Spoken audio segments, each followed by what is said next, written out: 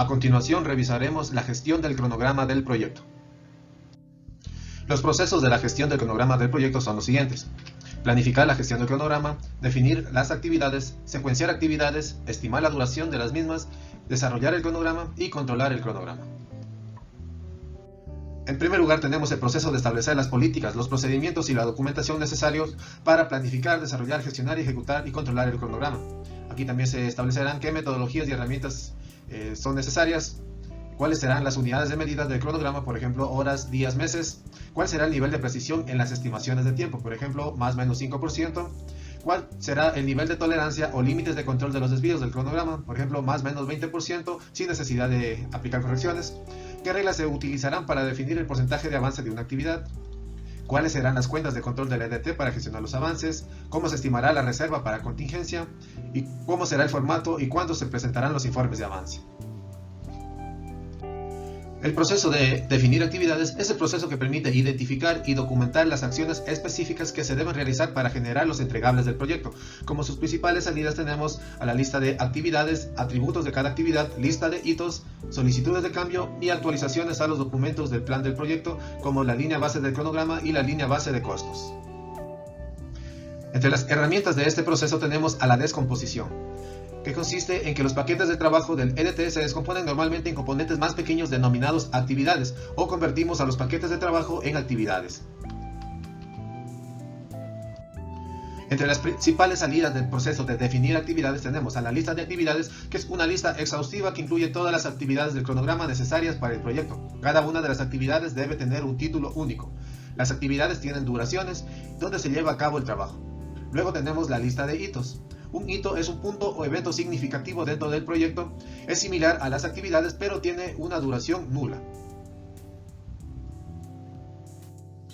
En tercer lugar, tenemos el proceso de secuenciar las actividades. Este proceso consiste en identificar y documentar las relaciones entre las actividades del proyecto.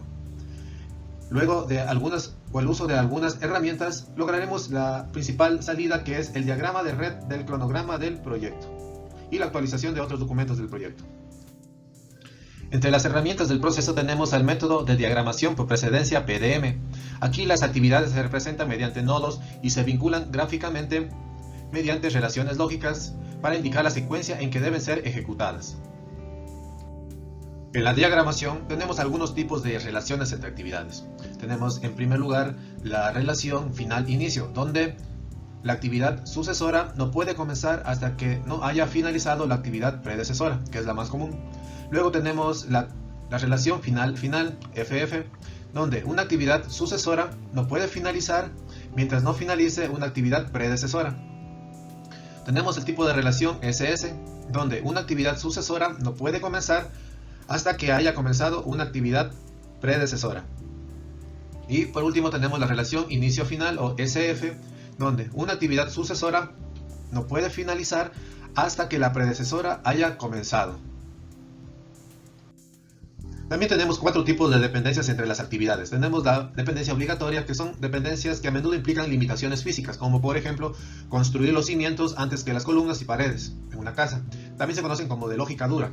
La discrecional, que se conoce como lógica preferencial o lógica blanda, que establecen sobre la base del conocimiento de las mejores prácticas dentro de un área de aplicación. Tenemos también la dependencia externa, que es aquella que se realiza entre las actividades del proyecto y las que no pertenecen al ámbito del mismo. Y tenemos la interna, que es la relación de precedencia entre actividades del proyecto y por lo general están bajo el control del equipo del proyecto. Definamos ahora qué es un adelanto y un retraso de una actividad. El adelanto es la cantidad de tiempo en que una actividad sucesora puede anticipar con respecto a una actividad predecesora. Por ejemplo, podemos ver aquí que esta actividad sucesora tiene 2 semanas de adelanto, por ejemplo. Y el retraso es la cantidad de tiempo en que una actividad sucesora se retrasa con respecto a una actividad predecesora.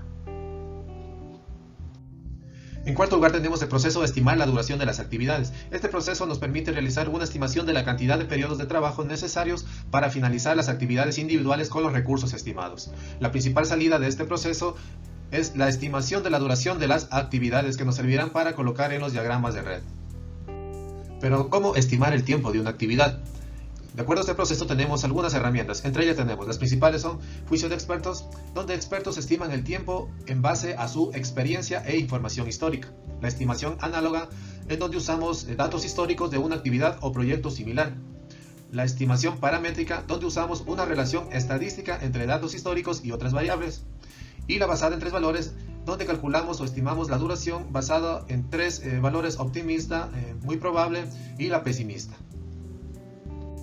Revisemos la estimación por tres valores. Podemos usar la distribución triangular. En la distribución triangular tenemos tres tipos de tiempos. Tenemos el tiempo más probable, TM, que es el tiempo en que se tiene expectativa realista de disponibilidad de los recursos para la actividad. Luego tendríamos el tiempo optimista. Este tiempo estima la duración de la actividad sobre la base del análisis del mejor escenario posible para la actividad. Y tenemos también el tiempo pesimista, que es aquel que estima la duración de la actividad sobre la base del análisis del peor escenario posible para esa actividad, y sumamos los tres tiempos y sacamos el promedio de entre ellos. Por ejemplo, si tenemos una actividad 1, que en el tiempo optimista vamos a hacerla en 2 días, en el tiempo más probable en 3 días y en el tiempo pesimista en 4 días, la duración estimada mediante la distribución triangular sería de 3 días. O sea, así de esta manera podemos ir estimando la duración de cada actividad en el cronograma. En quinto lugar, tenemos el proceso de desarrollar el cronograma. Este proceso nos permite analizar las secuencias de actividades, las duraciones, los requisitos de los recursos, las restricciones del cronograma para crear el modelo de programación del proyecto. Entre las principales salidas tenemos la línea base del cronograma y el cronograma del proyecto. En este proceso existen algunas herramientas, como son el análisis de la red del cronograma, el método de la ruta crítica, la optimización de recursos y análisis de datos. Vamos a revisar el método de la ruta crítica, que es el principal.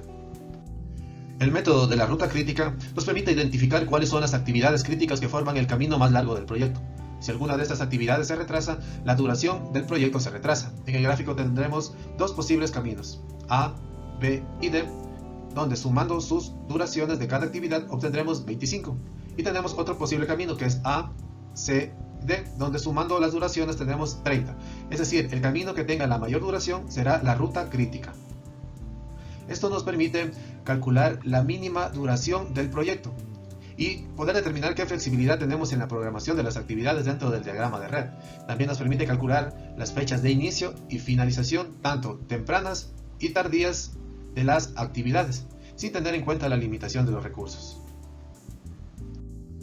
Una de las salidas principales de este proceso es la línea base del cronograma, que es la versión aprobada de un modelo de programación que solo se puede modificar a través de procedimientos formales de control de cambios y que se utiliza como base de comparación con los resultados reales. Esta línea de base es aceptada y aprobada por los interesados adecuados, como la línea base del cronograma, con fechas de inicio de la línea de base y fechas de finalización de la línea de base. La línea de base del cronograma es un componente del plan para la dirección del proyecto. Luego tenemos la otra salida principal, que es el cronograma del proyecto, que es una representación mediante diagramas del cronograma.